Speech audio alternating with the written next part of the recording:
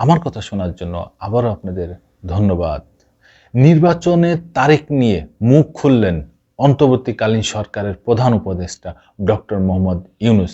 তিনি বলছেন ২০২৫ সালের শেষে বা ২০২৬ সালের শুরুতে নির্বাচন হওয়ার সম্ভাবনা আছে, যদি সংস্কার অল্প করে গুছিয়ে এবং ভোটার তালিকা নির্ভুলভাবে হালনাগাদ করা যায়, তাহলে তারপরেই নির্বাচন অনুষ্ঠিত হবে। এবং যে ৬টা কমিশন গঠন করা হয়েছে, সেই ৬টা কমিশন প্রধানকে নিয়ে জাতীয় ঐক্য কমিশন গঠন করার পরেই তিনি এই সিদ্ধান্ত নেবেন জানিয়েছেন।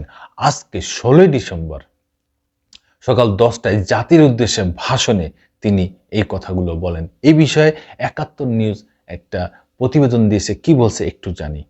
অল্প কিছু সংস্কার করে ভোটার তালিকা নির্ভুলভাবে তৈরি করার ভিত্তিতে নির্বাচন সম্পূর্ণ করতে হয়, তাহলে ২০২৫ সালের শেষের দিকে নির্বাচন অনুষ্ঠান হয়তো সম্ভব হবে।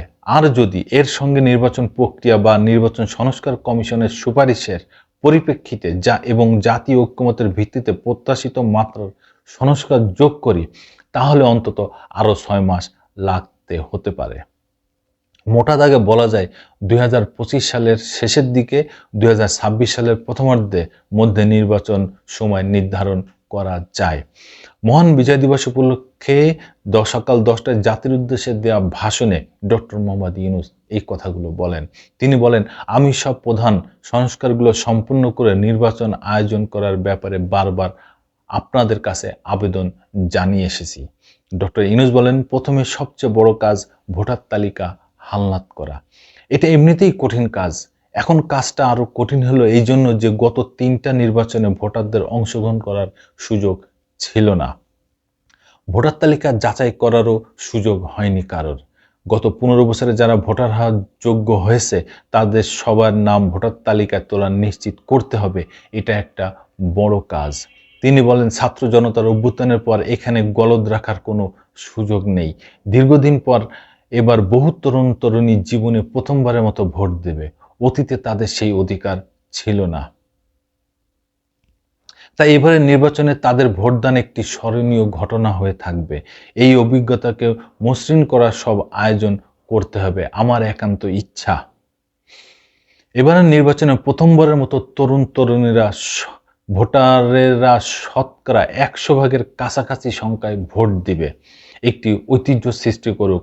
নির্বাচন কমিশন এবং সব সামাজিক প্রতিষ্ঠান ও রাজনৈতিক দলের প্রতি আমার আহ্বান, সবাই মিলে আমরা যেন এই লক্ষ্যে অর্জনে নানা প্রকার সৃজনশীল কর্মসূচি গ্রহণ করি।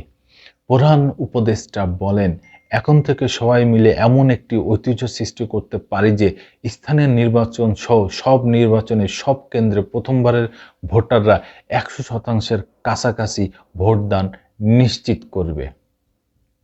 হ্যাঁ, এটাই তো বাংলাদেশের মানুষের আশা, চাওয়া।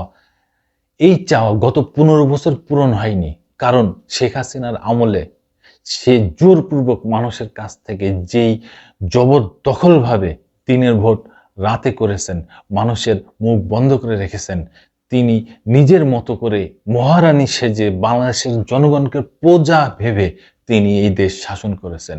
কিন্তু ২০২৪ সালের ৫ই আগস্ট গণ অভ্যুত্থানের মাধ্যমে স্বৈরাচারী ফ্যাসিস্ট শেখ হাসিনাকে উৎখাত করা হয়।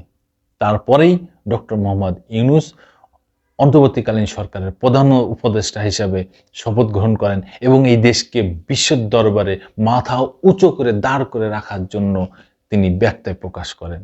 ধন্যবাদ। আবার আসবো নতুন কোনো কথা নিয়ে, নতুন কোনো ঘটনা নিয়ে। আমি প্রিন্স।